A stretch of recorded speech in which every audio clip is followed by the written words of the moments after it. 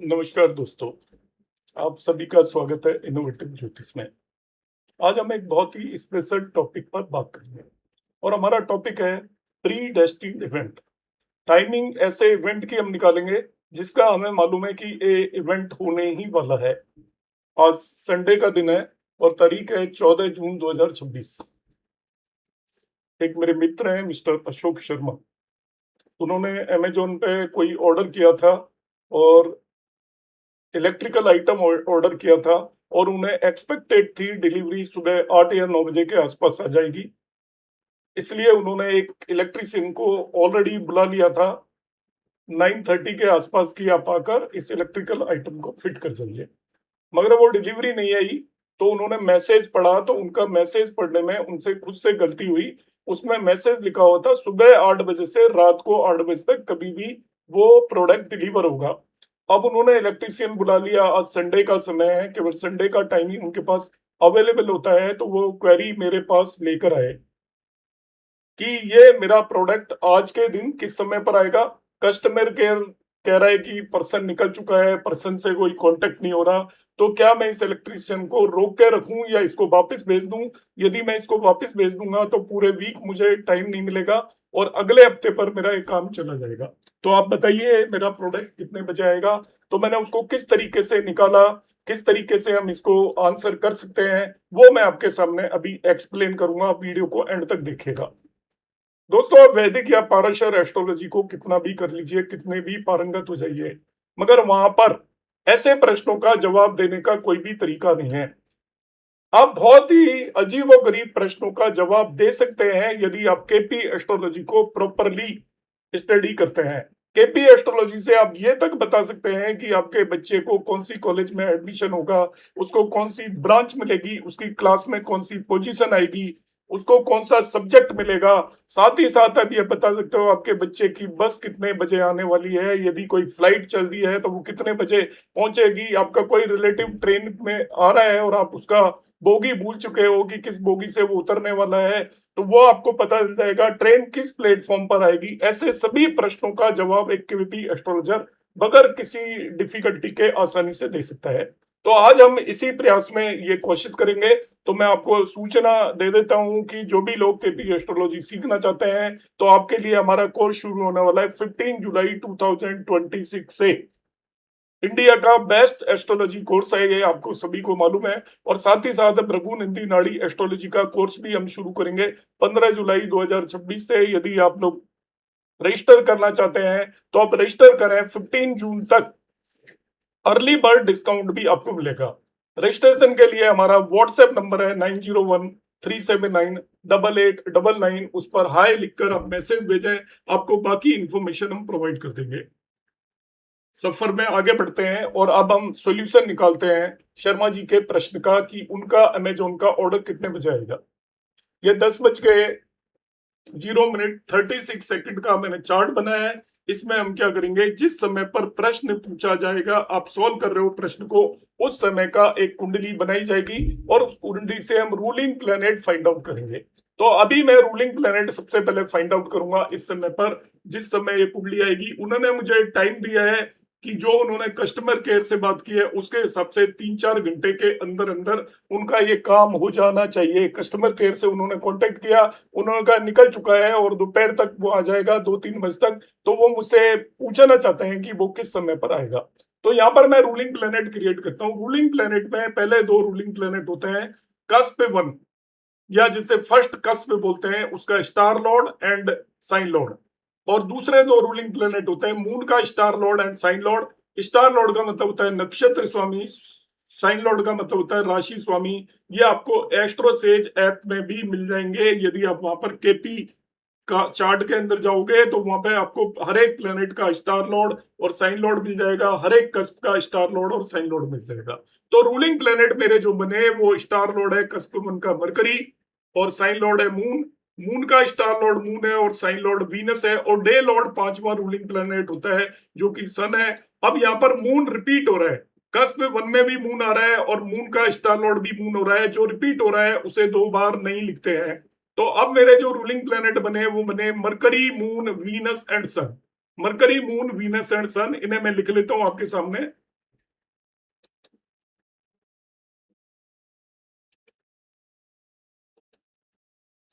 तो ruling planet हो गए मेरे मरकरी, मून, वीनस एंड सन। इनका स्ट्रेंथ भी इसी ऑर्डर में होता है। सबसे स्ट्रॉन्ग रूलिंग प्लेनेट मरकरी है, दूसरे नंबर पर आपका मून है, तीसरे नंबर पर वीनस है और चौथे नंबर पर सन है। इनको स्ट्रेंथ की, इनकी यूटिलिटी होती है, इसकी इंपॉर्टेंस होती है। यदि कोई रूलिंग प्लेनेट है उसकी राशि के अंदर यदि राहु और केतु भी आते हो तो उन्हें भी हम रूलिंग प्लेनेट ले लेते हैं। सूर्य की राशि में एट प्रेजेंट केतु है आपका, तो केतु को भी मैं रूलिंग प्लेनेट ले लेता हूं। साथ में एक नियम और होता है, यदि इनमें से कोई भी यदि आपका रेट्रोगेट हो उसे हम हटा देते हैं, या किसी का भी नक्षत्र स्वामी भी यदि वक्री या रेट्रोगेट हो उसे हटा देते हैं। राहु और केतु को रेट्रोगेट नहीं मानते। तो आज की डेट में कोई भी प्लेनेट रेट्रोगेट नहीं है, इसलिए उस कंसेप्ट को यूज करने की जरूरत नहीं है, सभी प्लेनेट डायरेक्ट हैं।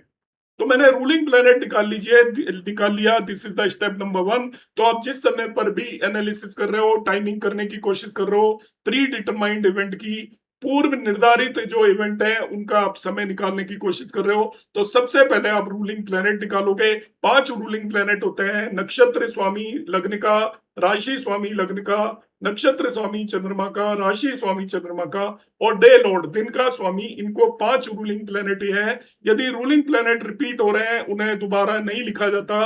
कोई रूलिंग प्लेनेट यदि आपका रेट्रो या वक्री है उसे नहीं लिया जाता, और किसी रूलिंग प्लेनेट का यदि नक्षत्र स्वामी भी यदि वक्री है उसे भी नहीं लिया जाता। ये रूलिंग प्लेनेट के नियम है। अब हम क्या करेंगे, हम करेंगे किस समय पर ये काम होगा वो निर्धारित करेंगे।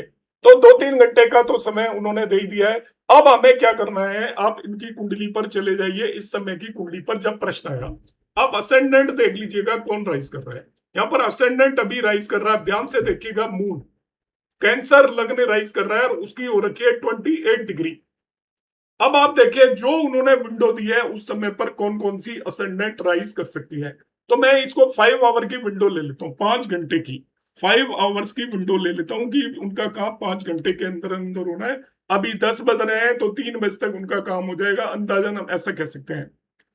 तो 5 आवर के अंदर कौन कौन सी असेंडेंट राइज होगी। एक तो कैंसर असेंडेंट अभी राइज हो रही है, वो आपकी 4-5 मिनट रहेगी बस, या 10 मिनट रहेगी। इसके बाद आपकी लियो असेंडेंट आएगी, इसके बाद आपकी नेक्स्ट असेंडेंट आएगी वर्गो, उसके बाद नेक्स्ट असेंडेंट यहां पर आएगी आपकी लिब्रा। मैक्सिमम ये आपकी 4 असेंडेंट उस ड्यूरेशन के अंदर राइज हो सकती है, cancer, Leo, Virgo and Libra. आपको नोट कर लेना है जो भी टाइम विंडो उन्होंने दिया है उस टाइम विंडो के अंदर कौन कौन सी आपकी असेंडेंट राइज होगी। अब कैंसर असेंडेंट को हम यहाँ पर छोड़ देंगे, क्योंकि कैंसर तो आपकी 1-2 मिनट के अंदर बदल ही जाएगी, तो 1-2 मिनट में तो काम होने वाला नहीं है। जैसा वो कह रहे हैं कि उन्हें जो बात करने में पता चला है कि 2-1 घंटे के अंदर मिनिमम काम होगा, तो यह कैंसर असेंडेंट को हम छोड़ देते हैं और कैंसर को यहां से हमने हटा दिया, क्योंकि ये तो अभी 2 मिनट के अंदर बदल जाएगी आपकी। कैंसर को हटा दिया। अब हमारे पास 3 असेंडेंट हैं जो राइज हो सकती हैं जितने समय में उनका काम होगा, लियो, वर्गो एंड लिब्रा। अब हमें क्या करना है, इन तीनों असेंडेंट में यहां पर देखना है कि किसका लॉर्ड इन रूलिंग प्लेनेट के अंदर अवेलेबल है, किसका लॉर्ड। ये रूलिंग प्लेनेट से हम सब कुछ डिसाइड करेंगे। रूलिंग प्लेनेट ही सारा आपका टाइमिंग के अंदर काम करने वाला है। तो किसका लॉर्ड अवेलेबल है, आपको पता है लियो का लॉर्ड भी अवेलेबल है यहाँ पर सन, वर्गो का लॉर्ड भी अवेलेबल है मरकरी, और लिब्रा का लॉर्ड भी अवेलेबल है यहाँ पर, दैट इज वीनस। तीनों के तीनों अवेलेबल है। अब हम किसे यहाँ पर निर्धारित करेंगे, तो नियम यह है इन तीनों में से जिसका भी लॉर्ड स्ट्रोंगेस्ट पोजीशन पर होगा उसे लेंगे। तो स्ट्रोंगेस्ट पोजीशन पर हम देखते हैं सबसे स्ट्रोंगर आपका रूलिंग प्लेनेट मरकरी है जो कि लॉर्ड वर्गो का है। इसका मतलब जब काम होगा उस समय पर वर्गो लग्न राइज कर रही होगी, वर्गो लग्न राइज कर रही होगी। तो ये हमने यहाँ पर वर्गो लग्न यहाँ पर डिसाइड कर लिया और उसका लग्न लॉर्ड हो जाएगा आपका मरकरी। अब ये हमारा केवल पहला स्टेप हुआ है, हमने असेंडेंट लॉर्ड डिसाइड कर लिया कि जब काम होगा तो वर्गो लग्न राइज हो रही होगी। अब हमें दूसरा निर्धारित करना है उस समय पर स्टार लॉर्ड कौन होगा।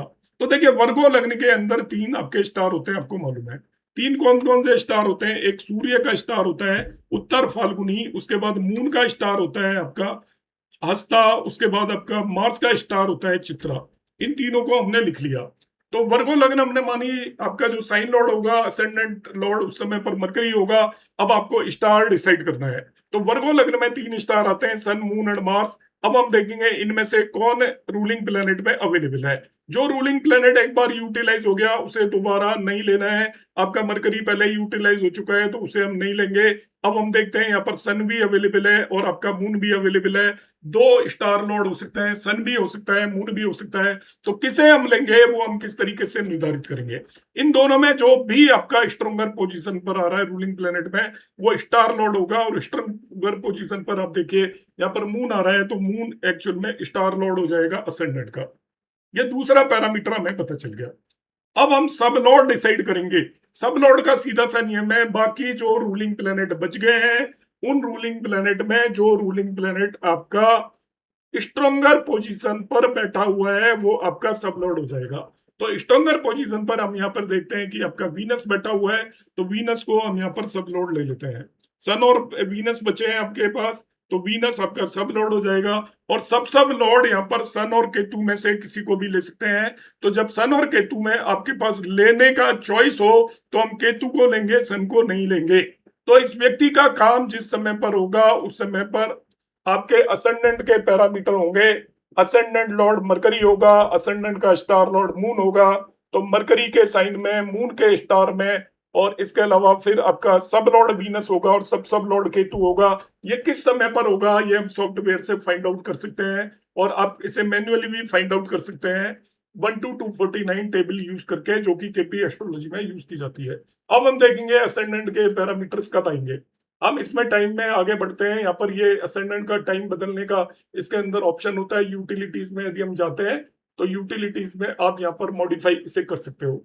तो मैं यहाँ पर अभी असेंडेंट जो आ रही है देखिए, साइन लॉर्ड मून आ रहा है, स्टार लॉर्ड मरकरी आ रहा है। मुझे साइन लॉर्ड चाहिए मरकरी। आ गया आपका mercury, moon, Venus and Ketu. देखिए हमें चाहिए था mercury, moon, Venus and Ketu. तो यहाँ पर मैं पीछे जाता हूं तो ये आ गया। देखिए mercury, moon and Venus and Ketu यहाँ पर आ रहा है और ये आ रहा है 14:06 पर। सो इवेंट विल हैपन एट